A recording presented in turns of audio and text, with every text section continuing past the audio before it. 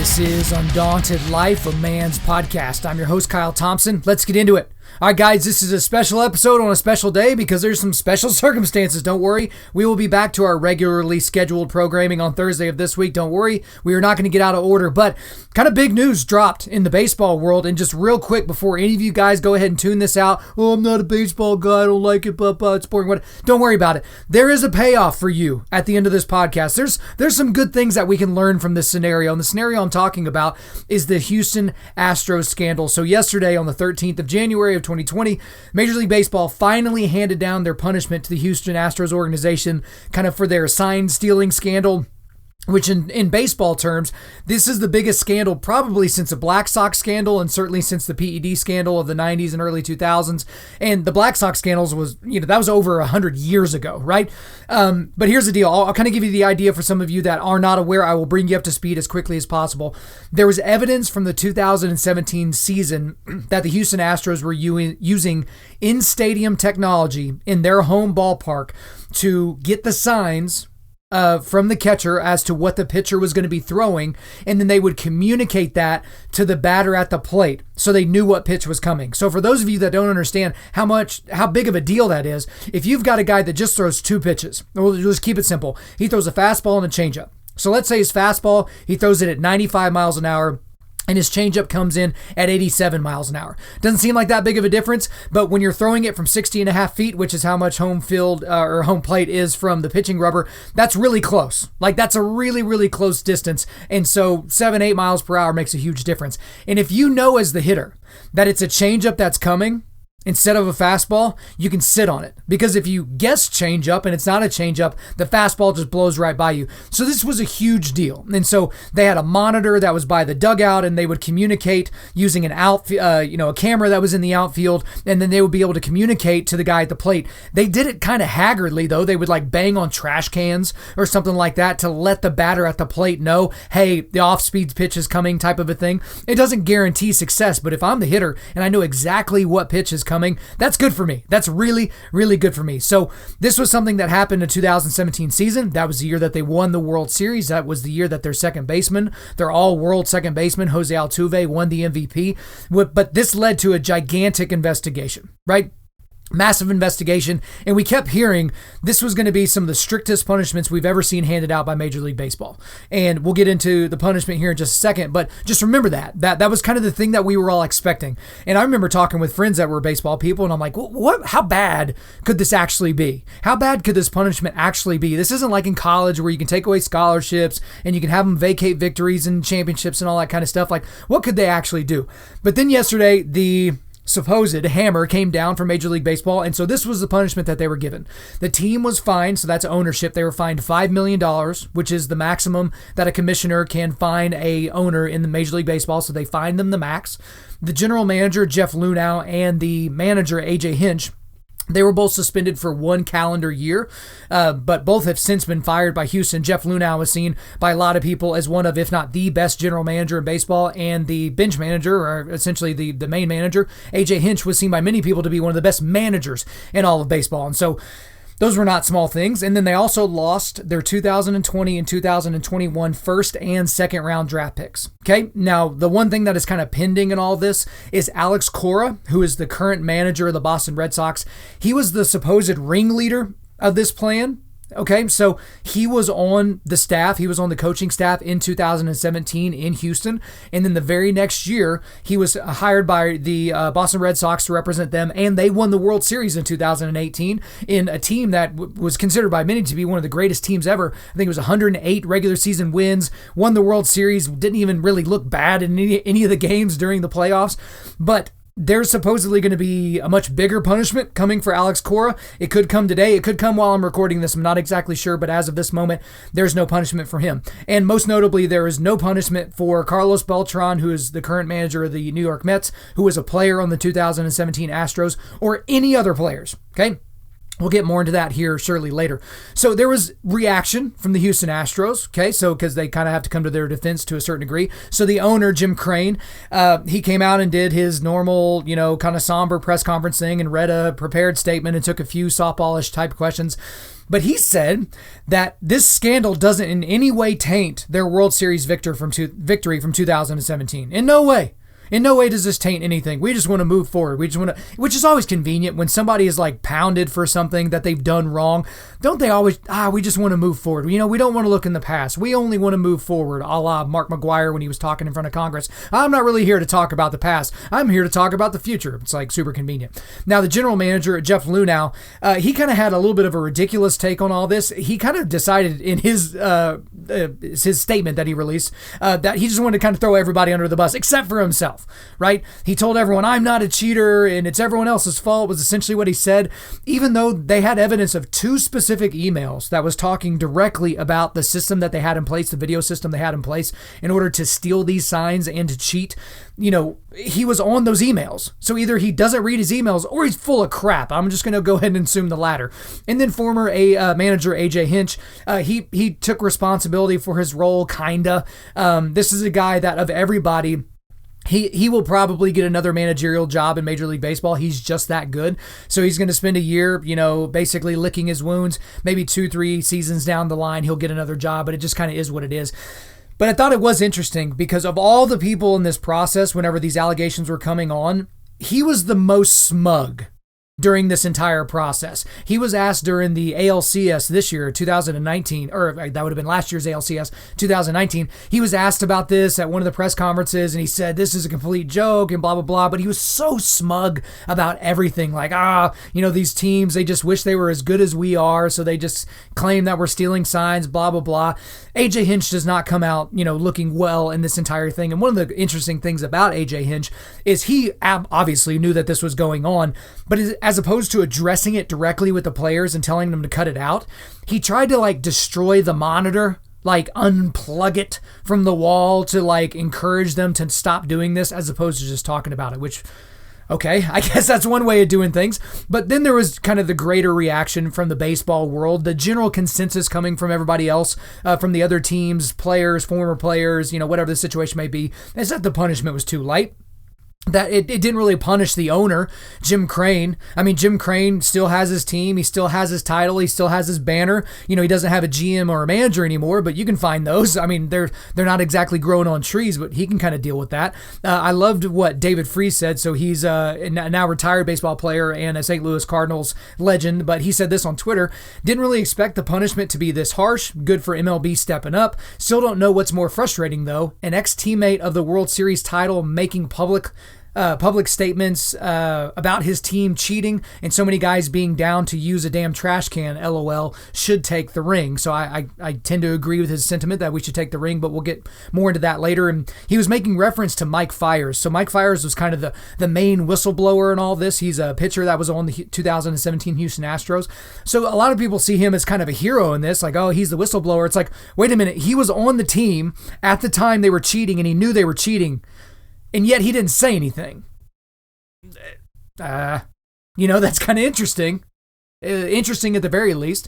Some other reactions. Aaron Judge, who's probably the least hateable Yankee of all time, and that is saying something because they're also easy to hate somewhat, but Aaron Judge seems to be a very, very stand-up guy. He finished second in the MVP voting in 2017 to Jose Altuve. It wasn't exactly close. Jose Altuve won by a comfortable margin, but he had a tweet back in 2017 basically congratulating Jose Altuve for his win on the MVP.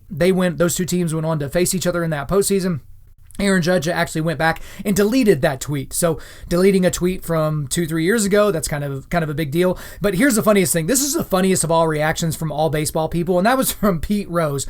Poor Pete Rose. That guy, he'll never get into the Hall of Fame. He's probably the greatest hitter ever who will not end up in Cooperstown because he's been banned for life. But Pete Rose, the guy that's been banned for life for betting on baseball games, especially games that he was managing, even though he still to this day will not admit that, he says, I can't imagine doing something like that.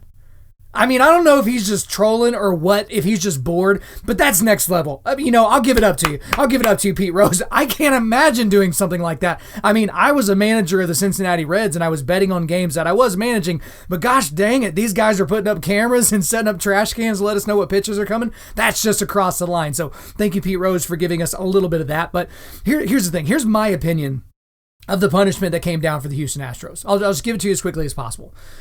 It was way too soft. The thing though is it doesn't even actually punish the team. It just doesn't. In my opinion, this doesn't solve everything, but in my opinion, Houston should be forced to vacate the title. They should be forced to vacate the 2017 World Series title. They should have to take down their banners. They should have to, send their rings back, whatever the situation may be. But here's the thing, is I've also said before, maybe not on this podcast, that I think the whole concept of vacating titles doesn't take the results of the games away. It doesn't mean that these games didn't happen. I remember when USC was having their problems with the football program and everything, and they're like, oh, well, they got to vacate this many wins, and they got to vacate this title, and they got to do all those different things. Does that mean the game didn't happen? Did the fans not buy tickets and fight for a parking spot and go inside and pay $15 for a beer and, watch did the game not happen? Did some of those guys not get concussions? Did some of them not suffer career-ending injuries? Did those games just not happen because we can just go back and snap our fingers and, it just didn't happen, right? But they should be forced to vacate the title. That just seems fair at this point. You caught them red-handed in the season where they won the title, right? And if you remember, that was an insane World Series. It went 7 games, and the Dodgers lost to the Astros. They lost at home. They lost the World Series. Now, you can't just hand the 2017 Dodgers the World Series, nor do I think any of the players that were on that team would even want that, but that would at least seem to be some sort of justice. But here's the thing, is if you're one of the other 29 teams, which, and I'm not going to talk about the macro thing here because there's this idea that a lot of teams are kind of involved in some sort of next level technological cheating, but, we're just going to focus on the Astros because they're in the, they're in the eye of the storm here, kind of a deal. But the situation is if you're one of the other 29 teams, even teams that have won a lot of world titles, like the Cardinals having won 11, the Yankees having won 27, teams that have won recently, the Giants were probably the best team of the decade, whatever the situation may be. You got to kind of ask yourself, does it pay to cheat? But the reality is of course it does. Of course it pays to cheat. I'll give you this scenario. I would go to all the other 29 teams and I would guarantee you that all of them would say yes. If you said, hey, in the 2020 season, it's going to cost you 4 draft picks. So your, first and second round draft picks for the next 2 years, $5 million, the career and reputation of your general manager and your manager. But you win the World Series. I guarantee you that the other 29 teams would take that. It would be like, wait, that's it? $5 million, 4 draft picks, and a couple of guys that'll find jobs elsewhere, probably, maybe, hopefully. Oh, of course, most of them would take that. If no one would know, you would absolutely take that. And this is why. Because Pedro Gomez, who has been a guy that's a longtime baseball guy, he said that there are certain estimates coming in that the Houston Astros, just off of the 2017 World Series, made about $60 million or so directly as a team, right? But the thing is that's not just from merchandise for selling things that say World Series on it. It's not just from that. The very next season, they can charge a certain percentage more for season tickets because they're coming off of a World Series and people will pay it. The general fans that are just traveling through Houston, they want to go see the Astros play because they're defending World Series champions. You've got, people that are fighting for their ad space, to advertise inside the stadium, on the radio, all those different things. All of those things go up because you won the World Series. Because not a few years before that, the Astros were historically bad, losing over 100 games every year, and now we're turning around and they're winning over 100 games every year. And they're winning the biggest of all prizes, the World Series championship. So, of course it pays to cheat in these scenarios. The other thing, and this is the last thing I'll say about the punishment, is I was astonished that no players were punished in any way, shape, or form. None whatsoever. And this includes Carlos Beltran, who was on the 2017 team, but now was hired by the Mets. I swear to goodness, the Mets just can't get out of their own way. Of course, they hire a guy that is immediately in the hot seat with some sort of a scandal. A well-known, well-liked guy in Carlos Beltran, but it seems to be by the MLB investigation a cheater. But the thing about it is how do you not punish the players? And some people have said to me, and some people have said to other pundits, it's like, wait a minute. How can you just do this to the players? Like, how could you do that? Because the thing about it is you can't know what each player was involved.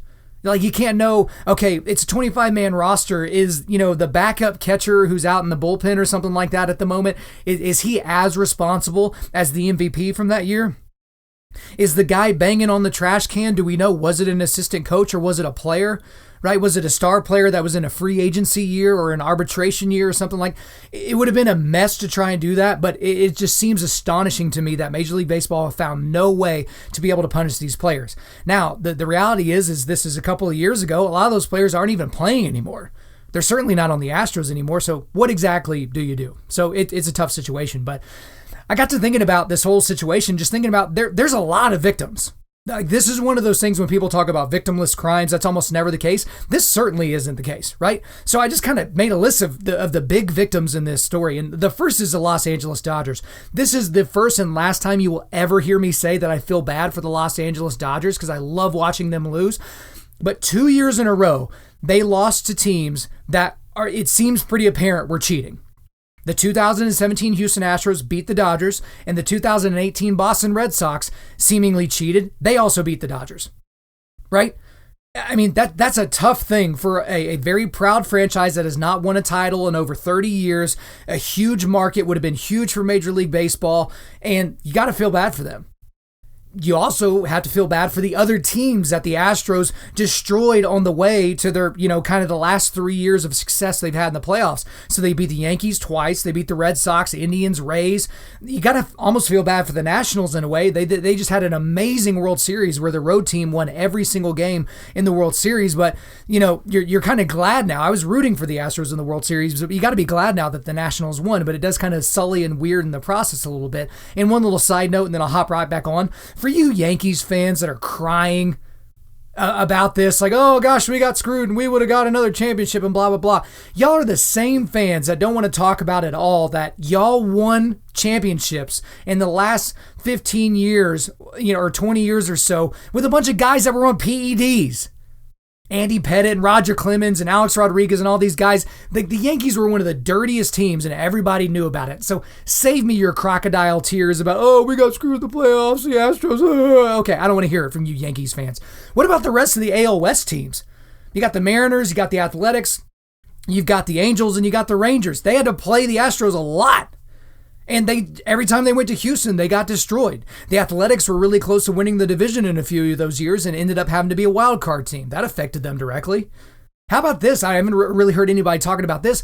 What about the cities of the defeated teams? The teams that I've mentioned, right? I mean, because the thing is if you make the postseason, like an actual postseason series, right? If you get to the DS, you're guaranteed at least one home game. If not multiple. If you make it to the championship series, you're guaranteed 2 home games. That's a lot for local businesses, for hotels and restaurants and places that, have bought the licenses to sell gear and stuff like that. Just the local folks in general, the excitement you get when your team's in the playoffs and you roll around with the, team flag on your car and all those different things. Like, you got to feel bad for those teams. You got to feel bad for those cities. I feel bad. Here's another victim, the 2020 Houston Astros. The Houston Astros that have not made it onto the field yet because everyone is going to hate them. The Houston Astros, as they're currently constructed, have a lot of very, very likable players. But man, they're going to be incredibly hated. And the thing is guys, the AL West is still a mess. All 4 of those other teams are pretty much not great. So the Houston Astros are probably going to make the postseason again. Can you imagine? Man, just the amount of attention that's going to be on them. Some more victims, you got specific players that were directly affected by the Astros winning these games. This is one thing that I thought about because I can remember back to those 2017 games, and you can remember hearing Joe Buck and John Smoltz talking on the broadcast about how seemingly these pitchers for the Dodgers must be tipping their pitches, right? And how, they're kind of getting destroyed. Think about these pitchers that have to carry these numbers after these postseasons into free agency or into arbitration. Like these pitchers that just got destroyed by the Astros and it, really made their ERAs cattywampus or whatever the situation might be. That's tough. You got to feel bad for Aaron Judge not being the MVP because without Jose Altuve having the year he did, Aaron Judge, as a first or second year player, I think it was a second year player, would have won the MVP. Like that's insane, right? And he could carry that into his arbitration and into his future contract negotiations. He can't do that now. Think about the legacies of certain players. Clayton Kershaw comes to mind. This is a guy who's probably the greatest regular season pitcher of all time, but the only thing that people want to talk about with Kershaw is how he can never get it done in the postseason. Well, he was in line to win, I think it was Game 5 of the 2017 World Series, and he gave up some runs late. I mean, if the Dodgers win the 2017 World Series and Clayton Kershaw pitched at all well during that postseason, that monkey's now off his back. I think about, transitioning over to the current great Astros hitters. Like, I feel bad to a certain degree for Jose Altuve, Alex Bregman, and George Springer and those guys because they're such great players. But at the same time, you got to know that all those guys knew that this was happening. I'm especially heartbroken over Jose Altuve because he is probably my favorite player that's not on the St. Louis Cardinals. I love that guy. Met him in New York, got to hang out with him a bit. He's the little engine that could. He's like 5'5". The dude is just an amazing player. There's no reason he should even be in the majors, much less be one of the best players. But now those guys, every time they have an accomplishment, Bregman, finishing close to the MVP this last season, Springer going into arbitration this year for his salary, you got to question everything those guys have ever accomplished. I feel bad for the Houston Astros fans right now. For the long-suffering Astros fans that just didn't get it done, never got that World Series, and then they get one, and now this. I feel bad for baseball fans in general, people that just love watching the game. You don't like seeing this because here's the thing. I feel bad for the game of baseball because it seems like we were just getting away from some of the scandals from the steroid era, right? And now all the conspiracy theorists that have been taking a nap, they've been in hibernation, they're at full alert now, right? The baseballs are juiced. This has got to be happening in every clubhouse. Who's going to be the next one to get punished and when's going to be the next foot to drop and, what are the other shoes going to drop, whatever the situation may be. And I just wish all that wasn't here. I wish there wasn't this drama. I wish there wasn't this type of nonsense, but it is, right? But anytime you're talking about something like this, one of these conspiracies or anything like that, you have to ask the question of who should be blamed, right? Everyone's like wanting to play the blame game. And here's the thing is it's pretty simple. Everyone should be blamed. So just initially, let's go back to Mike Fiers. This is the player, again, that kind of blew the whistle years later after having gotten his World Series ring. Does Mike Fiers feel so bad that he's planning on giving up his World Series bonus? Some of you guys didn't know that, but if your team wins the World Series, you split a gigantic pot of money amongst the players. Is he going to give that bonus away? Is he going to send it over to the Dodgers players from that year? Is he going to donate it to charity, his blood money? Does he feel that bad? I assume he doesn't feel that bad. I'm assuming he still has his ring in a safety deposit box or a safe or somewhere special in his house. But, he's the hero for coming out, right? But guess what? There are so many players and coaches on the Houston Astros that are to blame for this, right? You got players that didn't want to say anything, didn't want to speak up. It's their fault. You had players or managers or, executives that came up with the idea. It's their fault. It's everybody's fault. And the thing about it is the general consensus, again, is that there was no justice served here. For the other 29 teams, we don't feel happy about this.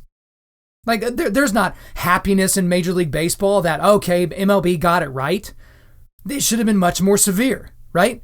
A death sentence, if you will. Like, go back to the SMU days within the NCAA, right? But the thing that this all kind of creates, and so here's the payoff for you guys that just had to listen to me rant for 20-something minutes about baseball, even if you didn't care, is because all of this comes down to one thing. All of it comes down to one singular thing, and that is justice. Justice had to be served in this situation. And guys, in the grand scheme of the world, this is nothing. This is baseball. This is a game where adults get to play a kid's game and get paid millions and millions of dollars for it. This isn't even that huge of a deal. It's going to go down as a huge deal in the history of baseball and the history of sports, but in the grand scheme of the world, it's not a big deal. But when we're talking about justice, is how can you look at this situation with the Astros and how could you be, an atheist or an agnostic and be okay with this ruling? How could you get there cognitively? How about if you're a secular humanist, right? How can you get to a ruling? And follow me here, guys. Like, how could you be an evolutionary biologist and be okay with this ruling? Because the thing is in those worlds, in those spheres of influence, whatever, atheism and agnosticism, secular humanism and biology and all these different things, like these types of people, the only justice you have in your world is tied to this world. There is no such thing as cosmic justice. That's why, and I'm not going to get into a big diatribe here, but when you talk about social justice, most of those things aren't tied to any type of a gospel-centered ideology or theology, right? Because we don't have to do all the justice we can down here because we believe in cosmic justice. But if you're one of those other people, why are you even butting your head into the conversation about justice?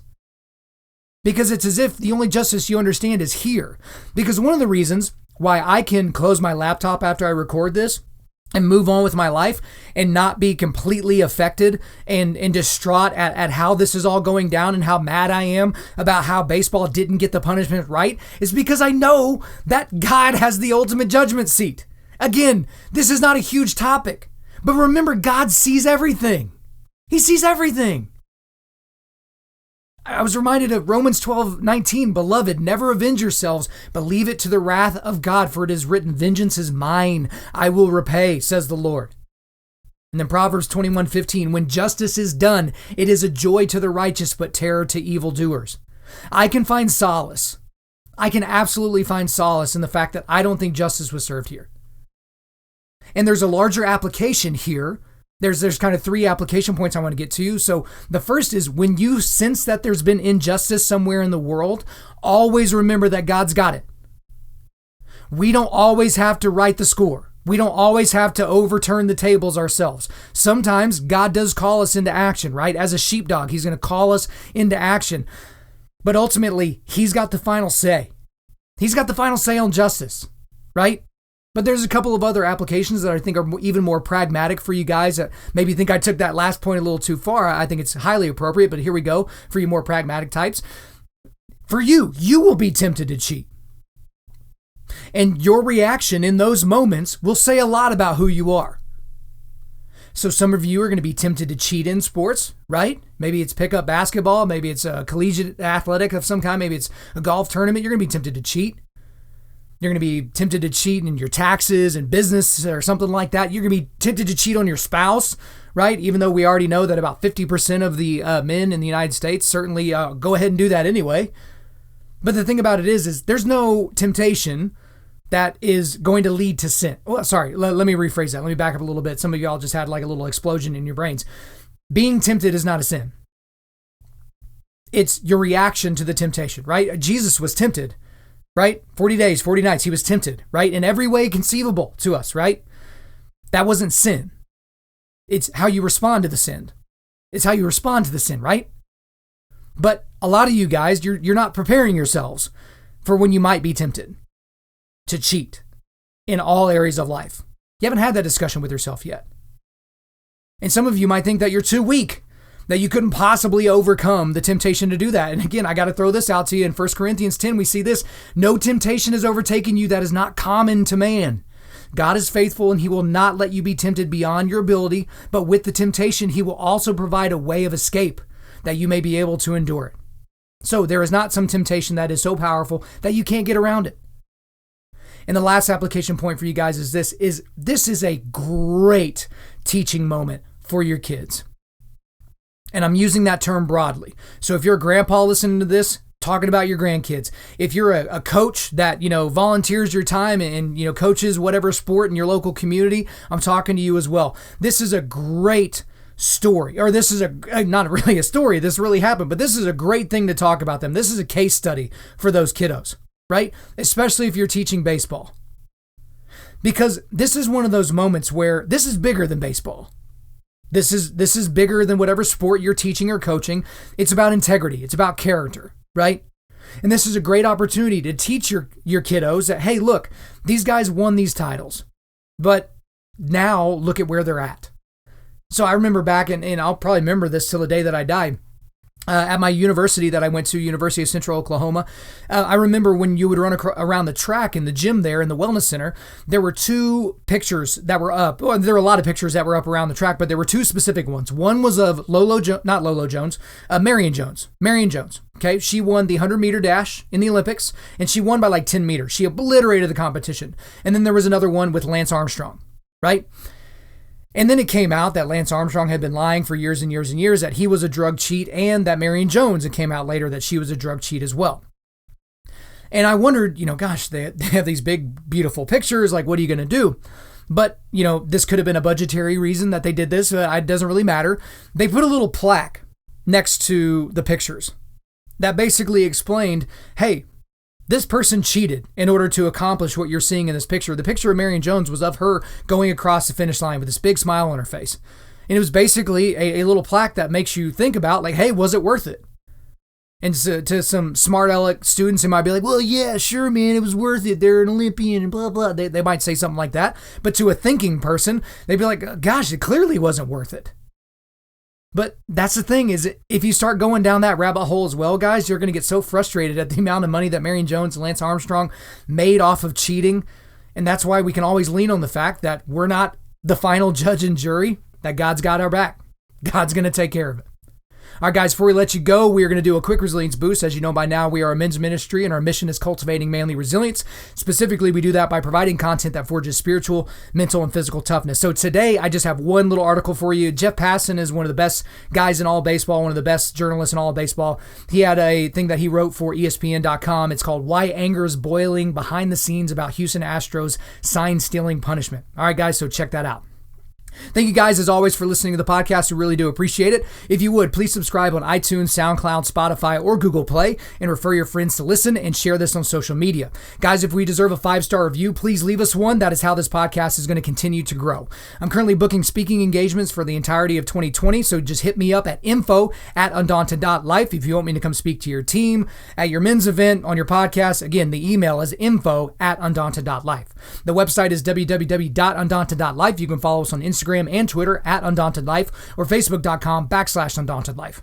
Check out our free devotionals on the YouVersion Bible app. Just search Undaunted.Life under plans. And as always, we want to thank the band August Earns Red for allowing us to use their entire music library for our content. The intro-outro track on this podcast is their song King of Sorrow, which is off their latest record entitled Phantom Anthem. The links to all of this are in the description. I'm your host, Kyle Thompson. Remember, keep cultivating manly resilience.